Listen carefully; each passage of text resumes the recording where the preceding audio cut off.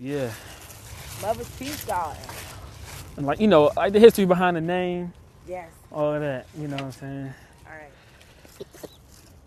So you can start whenever you want to. Okay.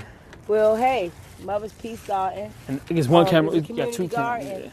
that began and got started for the fallen sons. This is dedicated to a mother whose son has passed. And by God's grace, the garden was laying dormant. And me and my children on our journey, we bumped into some lovely people, Mama and Baba, and they led us down this beautiful agricultural journey. By God's grace, the community got involved, and a good, awesome guy, Xavier, came and took me and my children on a whole nother avenue, introduced us into the agroecology encounter down Eastern Shore. It was so awesome because it gave us a deeper insight on what we had started here. Growing, oh my God, it's so beautiful, the aspect of it. Taking seed and actually see it produce the fruit. Me and my children, we're here from the South Side, born and raised. That's not something that we'll normally pick up or a normal thing for us to do. So, once we start growing, you got us. Yeah. Could you tell us more about Evelyn's Closet? And like, I was telling them a little bit about Evelyn's Closet, but like, it's an organization she started on her own. Yes. And the mission of Evelyn's Closet, and like what you want to do with that, and how the gardening, you figured out, through gardening out here, like on Sundays, whenever all these different days when you were out here, how you kind of wanted to merge these two things that might kind of not seem together, and how you kind of had the vision. Like, could you share that? Evelyn's Closet, by God's grace, I was on a crazy journey. Evelyn's Closet produced itself. It was a vision that was written down back in 2012. I lost my job for 12 years, and once I lost my job for 12 years, I didn't know what I was going to do. Tapped into breaking, in the midst of breaking down, God said start it. I started it. I had lost my job. I had lost my house, and by this time, me and my children were in a shelter. We were homeless. I took the last little dollars I had, and I composed and was able to operate Evelyn's Closet out of a community center. Evelyn's Closet is where we love to dress you. What we do is we collect clean quality clothing and we put it back out to the community, hoping that by providing this vital essential of clothing that we can help families save money. The city is going through a crisis right now, and if you don't know, a lot of families are moved and a lot of families are living in shelters. Actually 858 total right now are displaced.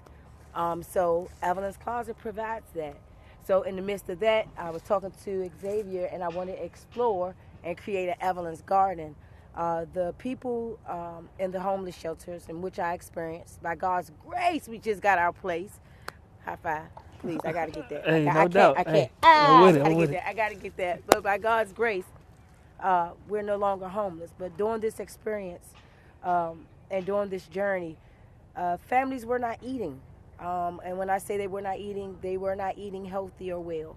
A lot of their money gets spent on fast foods because they can't cook. And in the midst of them not being able to cook, how can you properly nourish yourself? Yeah. So when I was speaking to you, and I'm like, okay, well, we got to figure out a way to help these families.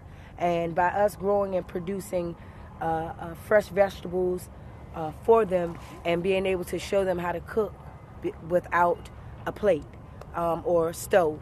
In the hotels or the shelter living, you don't have the capability to cook. So in the midst of all that, if we can help them provide a good, healthy, strong meal, then we can provide and produce a good, healthy, strong individual.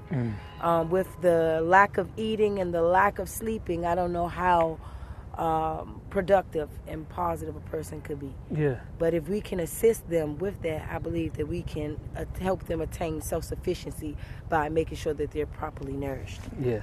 So one thing I realized with Shanti, like through her journey, she was going through a lot, but her big thing was giving to others so much. Like through the whole process, you were going through whatever, but you were given to had your Thursdays. Is it Thursdays? Yeah, Tuesdays and Thursdays. We done service DC. We done service my sister's place, C. Sosa, Virginia Williams. You got to explain it because people might DC not General. know what these organizations All of these are different organizations in the city that offer and assist different people in the community, whether people from rehab, whether people from shelters, whether it's the public. We were anybody open in need and serving them. Yeah. And by God's grace, we had some nice quality clothes. When I say nice, I mean nice. So I think I got on something from Evelyn's Closet right now too. Yeah. Yeah. So last year, my friends and I, we hosted I'm part of a Black Farmers Collective called Black Dirt Farmers Collective. When we hosted a agroecology gathering, Mid-Atlantic agroecology gathering on the Eastern Shore of Maryland, on Harriet Tubman's ancestral grounds. And so when we were planning it, I was like, man, I know Shanti would love to come, and she brought some of her sons with her, and everybody camped out there, and she, this is like her first dive into like gardening and farming and being out on the farm and meeting people from Philly, from all over, and so I think she's kind of brought that energy and that spirit because she already has like an energetic and beautiful spirit, but kind of brought what she's learned here, and now has a garden that she's pretty much restoring with a few other people and their sons. There's no water here, so they get water from the creek over there. I grew a ton of stuff, and she's in the process, getting the gate put together because there's deer that eat a lot of stuff. Yes, but it was beautiful. We had mint, we had basil, we had tomatoes, we had squash, we had eggplant, we had watermelons. Man, it was I never seen something so beautiful, and I can't wait. I can't wait to the springtime, and from the agroecology encounters, we got a whole store of seeds. Yeah, so let's grow, baby. Yeah. So let's grow. I appreciate you. I'm sorry we took so long. We just up the street. Okay. Thanks for hanging out, waiting for us. I wanted to make sure that they met because I've been telling them about you. You got a beautiful spirit and an amazing story and what you're doing with the work and how it's like really just growing and blossoming. I don't know if they want to say anything. I know he was definitely at the encounter. He caught a lizard or something. I remember he had caught something like a frog. I think it was a frog. But it was awesome. Yeah, they was catching frogs. It was definitely a real good time. And I learned more about composting. I learned how to fertilize. It was beautiful.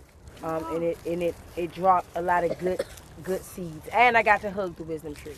So that was so awesome to be in the midst of that essence and that presence. So Marcel, I want to ask, and Keon, I want to ask you a little bit of questions about the garden. How you learned it?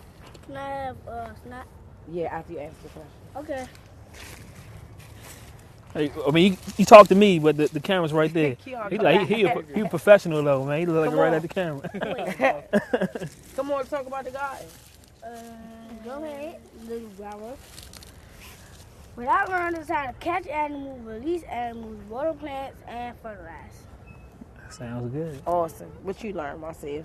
I learned how I learned how to fertilize. I learned how to get water for plants, and I learned how to grow plants.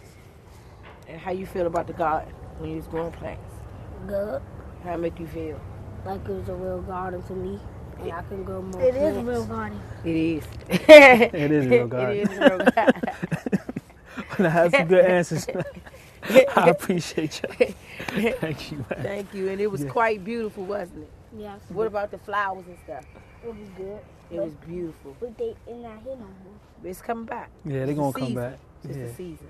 So I want to make sure that like Evelyn's Closet, the people want to like donate clothes, donate money, they want to volunteer, they want to know more about it. Yes. Could you like make sure that you like give us the website, most definitely, phone, how does that Evelyn's done? Closet. That is my love, my heart, and my passion. Yeah. You can please look us up, www.evelynscloset.org. Okay. And we're on Facebook. We have quite a few pictures displaying the clothing donations and the business associations. And I also have a beautiful display of Mother's Peace Garden when it was up and thriving. Okay. We got a nice video. Yeah. Pretty. I don't know if there's anything else you want to say. I just wanted to highlight other people that I work with through Soulful. Yes. Working with you grateful. all. I'm going to say I'm just grateful. I'm grateful for Evelyn's Closet and the journey that it's taken us on, and it has been simply amazing, from the clothing donations to the giving to the display to the learning. I mean, all this was a part of the journey, learning how to grow, and I want to take it much more and learn so much more. And I thank you because by you taking us down there to the agroecology encounter, that just made our heart beat a little bit more. It was already you know, once we hit the ground, it was like